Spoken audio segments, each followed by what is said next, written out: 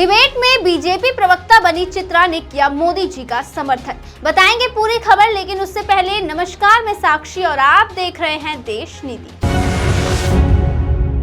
देश नीति, केवल सच्ची और पक्की खबरें। देश की गोदी मीडिया क्या करती है ये बात आप भी जानते हैं। पत्रकारिता कम और चाटुकारिता ज्यादा। चाहे फिर आप कोई भी डिबेट उठाकर देख लीजिए या फिर कोई खबर, हर जगह ये चाटुकारिता करती हुई नजर आते हैं। और अगर ये भी कम पड़ता है तो ये डिबेट में खुद ही बीजेपी प्रवक्ता बन जाते हैं। अक्सर बड़े बड़े टीवी चैनल्स के एंकर पर बीजेपी प्रवक्ता बनने का आरोप लगता है। और ये बात सिर्फ कहने की ही नहीं है, बल्कि ऐसा देखा भी गया है और अक्सर देखा जाता है। आप टीवी चैनल की कोई भी डिबेट उठाकर देख लीजिए, उसमें आपको हर एंकर बीजेपी प्रवक्ता बनता हुआ दिखाई देगा। जब भी डिबेट के दौरान बीजेपी पर सवाल उठाए जाते हैं तो कांग्रेस प्रवक्ता को चुप करवाकर बीजेपी प्रवक्ता को बोलने का मौका दिया जाता है। इस बार भी डिबेट के दौरान एंकर को बीजेपी प्रवक्ता बनते हुए देखा गया।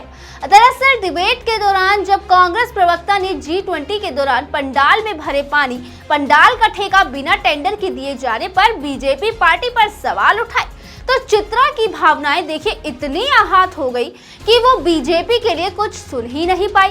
जब कांग्रेस प्रवक्ता ने चित्रा से सवाल करते हुए पूछा कि आप ही बता दीजिए कि ब्रिक्स सम्मेलन से भारत को क्या फायदे मिले, तो देखिए चित्रा ने किस तरह से बात को टाला और एकदम सफाई देते हुए कहा कि मैं बीजेपी प्रवक्ता नहीं हूँ। लेकिन जब आप बीजेपी प्रवक्ता नहीं हो तो फिर आप डिबेट में बीजेपी प्रवक्ता बनकर बीजेपी का इतना समर्थन क्यों करते हो? बीजेपी के लिए डिबेट में आप कुछ सुन क्यों नहीं पाते हो? ये बीजेपी प्रवक्ता नहीं तो फिर और क्या है? पत्रकारिता तो हम इसे कह नहीं सकते। अब इस डिबेट के दौरान भी चित्रा को कांग्रेस नेता ने खरी खोटी सुनाई तो डिबेट को ट्वीट करते हुए भी कांग्रेस प्रवक्ता आलोक शर्मा ने चित्रा को निशाने पर लिया और उन्होंने अपने ट्वीट में लिखा, भाजपा का प्रवक्ता मोदी जी की आलोचना सुन सकता है लेकिन मीडिया नहीं सुन सकती। विपक्ष का काम सरकार से सवाल पूछने का है और हम बार बार सरकार को आईना दिखाने का कार्य करेंगे।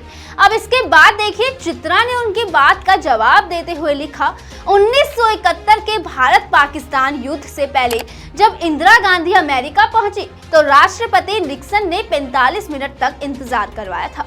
वो इंडिया को उसकी हैसियत दिखाना चाहते थे। इंदिरा जी का अपमान यकीनन देश का अपमान था। आज भी सोचकर पीड़ा होती है। वैसे ही जब पीएम मोदी अमेरिका जाते हैं तो वहां उनके साथ ही भारतीय अमेरिकी लोगों के लिए व्हाइट हाउस के दरवाजे खुल जाते हैं। तो ये बात भारत का सम्मान है। राष्ट्रपति बाइडेन जब उनका ऑटोग्राफ लेने के लिए आतुर दिखते हैं तो ये देश के लिए गर्व का क्षण है, किसी एक व्यक्ति का नहीं। जब आप टीवी पर अपनी बात ठीक से नहीं रख पाते और ट्रोलर बनकर ट्विटर पर टारगेट करते हो तो जवाब देना यहाँ जरूरी हो जाता है।